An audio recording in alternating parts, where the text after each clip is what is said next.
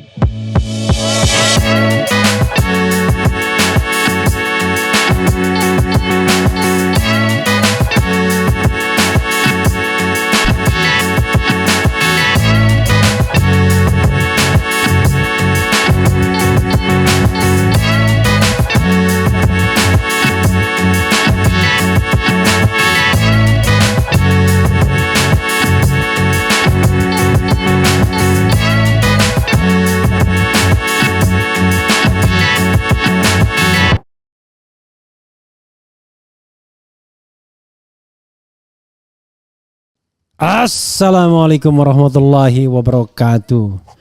Sobat RH sekalian, jumpa lagi kita di channel yang keren ini. Keren cadas ya. Kita lanjutkan Anies-Anisan. Anies-Anisan ya.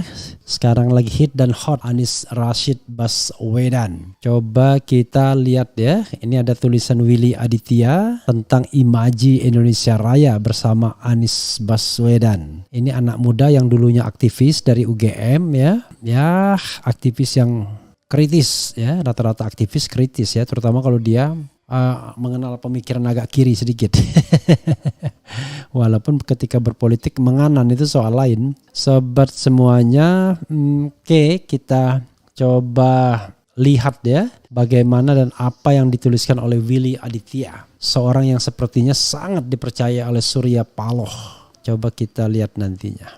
Imaji Indonesia Raya bersama Anies Baswedan. Nah, sebelumnya tadi kan saya melontarkan polling ya.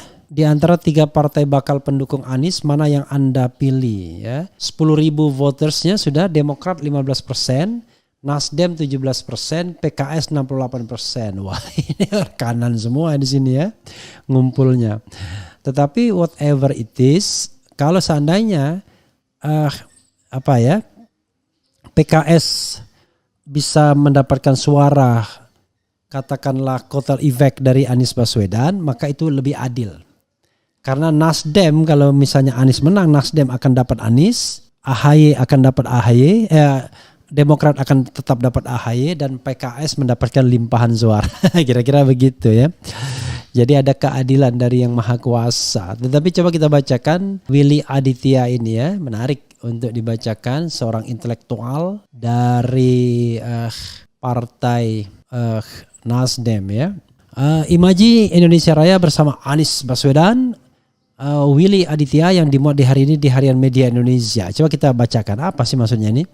Ketika Ben Anderson menulis Imagine Community, dia menolak bahwa nasionalisme ialah patologi yang kerap melahirkan ketakutan dan kebencian. Menurutnya nasionalisme justru menginspirasi cinta dan syarat pengorbanan diri ya. Kelihatan betul ya. Membayangkan nasionalisme Indonesia ialah rasa bangga yang penuh dengan cinta sebagai bagian utuh dari Indonesia. Di sanalah lahir secara voluntaris pengorbanan diri. Menjadi Indonesia ialah imajinasi tiada henti dari proses tumbuh berkembang. Dengan landasan saling menyokong, semua setara sebagai anak bangsa. Itu teorinya ya, on the paper. Oke. Sulur mewangi. Suatu ketika seorang sahabat lama yang baru tiba di Jakarta mengajak keluar untuk sekadar menikmati secangkir kopi. Kopi memang selalu menjadi teman istimewa untuk berbincang dan beranjang sana. Obrolan kesana kemari menjadi diskusi dari romantisme hingga heroisme. Tak ketinggalan cerita-cerita sederhana tentang kehidupan. Diskusi yang tiada berujung dan tanpa pretensi, namun dari yang sambil lalu itu selalu ada yang patut disimpan sebagai bahan refleksi. Luar biasa ya. Salah satunya ialah tentang ungkapan Jawa sulur mewangi. Ungkapan yang sangat tidak akrab dalam pemahaman penulis sebagai orang Minang Batak. Butuh waktu untuk mencerna dan memahaminya, bahkan setelah berulang kali coba dijelaskan olehnya. Namun ada yang setidaknya bisa terpahami bahwa sebuah jalinan persahabatan haruslah menyediakan ruang untuk saling membantu atau saling mendukung apapun kondisinya. Sebagai sahabat kita tidak patut merendahkan apalagi saling menghancurkan. Meski kita tengah berbeda jalan dan haluan. Bersimpang jalan ialah hal lumrah, berpisahlah dalam keyakinan untuk berjuang di medan yang berbeda tetapi dengan tujuan serupa ya. Kambanglah bungo parawitan. Ungkapan tersebut pada gilirannya membawa kita pada pemahaman bahwa pilihan-pilihan politik juga harus dihitung dalam koridor proximity. Apakah pilihan-pilihan yang kita ambil akan lebih mudah dijalankan? Atau paling tidak jika pilihan kita keliru, apakah kita dapat mendorong perbaikan-perbaikan atasnya? Masih teori dulu ya. Kesetiaan sungai ialah terus mengalir menuju laut. Di sanalah seharusnya kita membuat perjumpaan yang tidak hanya dalam kepentingan-kepentingan politik sesaat. Lebih dari itu, kesepakatan atas ikhtiar demi sesuatu yang lebih baik bagi bangsa itulah yang seyogyanya ada ya. Tapi jangan lupa ketika bertemu gelombangnya besar ya, di laut itu ya. Sehingga bisa memecahkan air yang sudah ke laut itu ke tepian lagi ya. Kesadaran semacam itulah yang kemudian membawa Nasdem pada sebuah rasionale atas pilihan tentang siapa figur yang patut diajukan sebagai capres pada 2024 nanti. Pilihan tidak mudah karena Rakernas Partai Nasdem 17 Juni menetapkan 3 putra terbaik bangsa. Semuanya baik dengan segala kekurangan dan kelebihan. Sayangnya Presiden hanya satu. Pilihan tetap harus dijatuhkan. Terlebih, Indonesia kini tengah dihadapkan pada persoalan global yang semakin kompleks. Resesi yang tengah melanda dunia, geopolitik yang terus berdialektika hingga perang Rusia-Ukraina yang masih terus berlangsung. Semuanya berkelindan saling pengaruh-memengaruhi, semuanya menjadi tantangan dan ujian seberapa mampu kita menghadapinya. Tidak ada pilihan yang mudah, namun tidak ada opsi juga untuk hanya berdiam diri. Eksistensi negara-negara ini harus terus dinaikkan levelnya lewat peran-peran yang semakin signifikan sambil terus mengimajinasikan tentang Indonesia di masa depan ya. Salah satu imajinasi Indonesia masa depan itu ya bebas korupsi lah, demokratis ya, tidak sembarang nangkap orang. Dalam skala nasional kita juga masih berhadapan dengan persoalan yang tidak hanya berkisar pada pengelolaan SD sumber daya, namun juga terkait dengan amanah menjaga persatuan nasional. Ini memang tidak menggembirakan, namun ini juga bukan sebuah simalakama karena kita bisa mengelola keduanya secara paralel untuk saling memberi kemanfaatan. Tantangan nasional ialah fitur yang bisa membentuk imajinasi bangsa macam apa yang hendak kita wariskan pada generasi mendatang. Tentu kita tidak hendak mewariskan bangsa yang gagal dalam mengelola cara berpikirnya, sebuah sikap lemah yang berpadu dengan sikap bergantung pada pilihan-pilihan pendek untuk menguras sumber daya demi kepentingan segelintir orang saja. Sudah saatnya kita kembali pada kemampuan mengelola nalar layaknya manusia dewasa. Pilihan macam apa yang harus diperjuangkan hingga kita sampai pada adagium hidup yang tidak dipertaruhkan tidak akan pernah dimenangkan. Luar biasa ya. Semangat yang tidak pernah diada-adakan karena ia telah ada sejak bangsa ini memproklamasikan dirinya atas nama bangsa Indonesia. Kemenangan tidak selalu harus dibayangkan dalam sebuah kemenangan posisi. Lebih dari itu, kemenangan gagasan kebangsaan ialah capaian yang akan lebih bermakna bagi setiap perjuangan. Luar biasa. Bahasanya masih mengawang-awang ya. Belum menukik-nukik ya. Oke. Coba kita terus bacakan ya. Nanti poinnya akan kita bahas. Hal demikianlah yang mengantarkan kami pada sepercik imajinasi tentang figur seperti apa yang layak diajak bergandengan tangan, guna terus berjuang bersama melakukan perubahan. Muncullah kemudian nama Anies Rashid Baswedan. Dia bukan saja pembaca manifesto Ormas Nasional Demokrat pada 1 Februari 2010. Oke, rupanya 40 tahun yang lalu, 40 tahun Anies pada waktu itu ya. Dia juga satu korps dengan sejumlah pengurus partai dalam sejumlah alma mater. Selebihnya dia dikenal sebagai intelektual sekaligus politikus. Sebuah perpaduan yang jarang terjadi, intelektual dan politik. Tidaklah ini senapas dengan deskripsi Antonio Gramsci tentang intelektual organik. Luar biasa. Pakai Gramsci dia.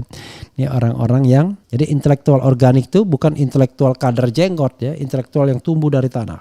Dia tumbuh sendiri ya, bukan karena dia ibaratnya didoktrin dari atas ya, ditarik-tarik, tetapi dia tumbuh dari bawah. Nah, Anies memang kelebihannya begitu ya, karena dia punya kapasitas to be an intellectual organic intellectual ya. Tentu saja kita harus memberikan bayangan yang lebih adil terkait dengan frasa ini. Ia biasa dipahami sebagai sikap teguh akan satunya intelektualitas dalam kehidupan politik seseorang. Bukanlah hal yang mudah untuk memadukan keduanya, selain ada reduksi atas nalar intelektualitas ketika tengah berada dalam realitas politik. Selalu akan ada kelambanan sikap atau keputusan politik yang disebabkan pertimbangan demi keilmuan. Keduanya juga kerap membentuk etos baru yang tak lazim. Dalam kehidupan politik, kekuasaan sering memberikan pilihan-pilihan yang jauh dari duga rasio kita. Kenyataan dalam ingar-bingar politik acap kali membuat kemampuan keilmuan lebih sering ditinggalkan. Entah apa yang dirasakan seorang intelektual yang berpolitik seperti Anies ini. Adakah bayangan ideal tentang perlunya kejumbuhan, kepakaran dan keberpihakan ya?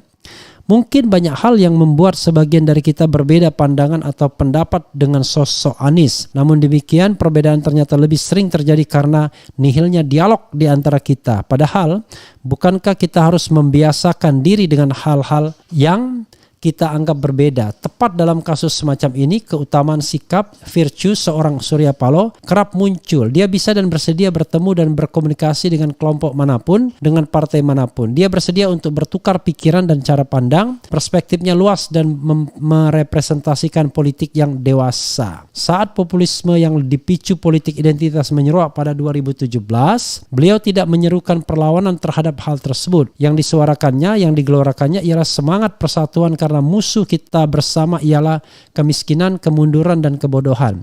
Ini karena dia tahu bahwa persoalan utamanya bukan di situ. Jika demikian, persatuan dia harus mengambil langkah tak populer. Ringan saja jalan itu akan diambilnya. Inilah mengapa beliau kerap mengambil langkah yang tiba-tiba dan tak terduga, hingga membuat terkejut baik kawan maupun lawan, termasuk dalam konteks penyegeraan deklarasi calon presiden kemarin. Luar biasa ya. Jadi sobat era sekalian, kalau sudah mengawang-awang bingung ya, tapi nanti saya lebih jelaskan ya. Ini bukan soal terkikisnya keteguhan hati atau prinsip, namun lebih pada bagaimana memberi jalan bagi bertemunya perbedaan demi mengalir menuju muara yang sama. Keterbukaan tentu menjadi semangat penting dalam ikhtiar semacam ini, dan membangun dialog dengan keterbukaan diri hanya bisa dilakukan jika ada sikap saling percaya yang di dalamnya mensyaratkan proximity. Disinilah kemudian penulis menjadi paham benar dengan Sulu Mewangi. Jika sahabat kita yang kita tahu kurang lebihnya hendak mekar mewangi, mengapa kita tidak mendukungnya? Oh, luar biasa ya. Penentuan pilihan ini barulah langkah awal. Perjalanan masih panjang dan banyak hal yang harus dipersiapkan. Ada tanggung jawab besar untuk memastikan bahwa bekal perjalanan akan cukup dan harapan-harapan yang diperjuangkan bersama mendapat porsi yang layak. Sebagai sebuah Sebagai sebuah intiha, saya kutip pesan Agus Salim kepada A.R. Baswedan, pahlawan nasional sekaligus kakek dari Anies Baswedan. Baswedan, bagi saya tidaklah penting apakah saudara sampai tanah air atau tidak. Yang penting dokumen-dokumen ini harus sampai ke Indonesia dengan selamat. Sejarah kemudian mencatat bukan hanya dokumen pengakuan kemerdekaan Indonesia dari Mesir yang selamat sampai di tanah air, pun demikian dengan A.R. Baswedan. Begitulah harapan yang akan kami perjuangkan bersama Anies Baswedan. Meneruskan imaji Indonesia Raya. Selamat sejahtera Ibu Pertiwi, selamat sejahtera anak negeri ya. Luar biasa ya, sobat era sekalian. Menarik ya apa yang dituliskan oleh Willy Aditya ya, tentang bagaimana kita mencintai negara, mencintai Indonesia. Nah, sayang sekali kadang-kadang cinta negara itu bagi pejabat-pejabat publik itu hanya lip service. Begitu dihadapkan kemungkinan untuk maling juga dia. Ketika dihadapkan kemungkinan untuk korupsilah dia. Ketika dihadapkan pada berbuat tidak adil lah dia, ya. Maka yang terjadi adalah definisi cinta negara itu bisa berbeda-beda dari satu ke tempat yang lain. Jadi cinta negara bagi pejabat A yaitu bekerja keras mewujudkan Indonesia yang lebih baik, tapi malingnya juga banyak, kira-kira begitu. Maka imbang, ya. Dia grabbing kekayaan negara, taruh di luar negeri bila perlu kantornya di luar negeri di tempat yang tidak ada pajaknya, ya, di beberapa islandnya, negara-negara kecil. Lalu dia mengatakan dialah yang paling cinta Indonesia, ya. Jadi itu cinta yang luar biasa, ya. Ada orang yang cinta Indonesia itu ya dengan memberikan masukan, wherever the position. Ada yang cinta Indonesia dengan mengatakan bahwa bekerja lebih baik. Pokoknya harus menjadi bagian dari pemerintahan. Jadi masing-masing kita kadang-kadang berbeda mendefinisikan tentang Indonesia Raya itu, ya, tentang an imagined country ke depan for the future seperti apa dengan peran masing-masing, ya. Bagi buzzer, to be an Indonesian in the future itu adalah manusia yang harus tanpa Anies Baswedan, kira-kira begitu. Bagi mereka kalau Anies menjadi presiden hancur negara ini, kira-kira begitu. Bagi mereka yang bisa menjadi presiden adalah Ganjar Pranowo, kira-kira begitu. Padahal kita harus objektif, ya. Kelebihan dan kekurangan kita harus put on the table. Jadi salah satu isu yang paling krusial adalah soal cukong di belakang layar. Baik cukongnya Anies maupun cukongnya Ganjar. Oke? Pun cukongnya Prabowo. Kalau dari segi harta kekayaan, ya Prabowo lah yang paling siap untuk menjadi presiden, ya, siap secara mental karena dia sudah 3 kali berkontestasi. Secara finansial tuh jauh di atas Anies dan Ganjar, tetapi kita tidak tahu apakah ada kelelahan di mata dan hati Prabowo untuk berkontestasi lagi atau dia tetap bersemangat. Itu satu hal. Kalau kita bicara tentang dukungan oligarki, ya, dukungan cukong di belakang layar, orang menduga yang unlimited money itu Ganjar Pranowo karena Ganjar didukung oleh mereka-mereka yang memiliki yang menguasai GDP di Republik ini, ya.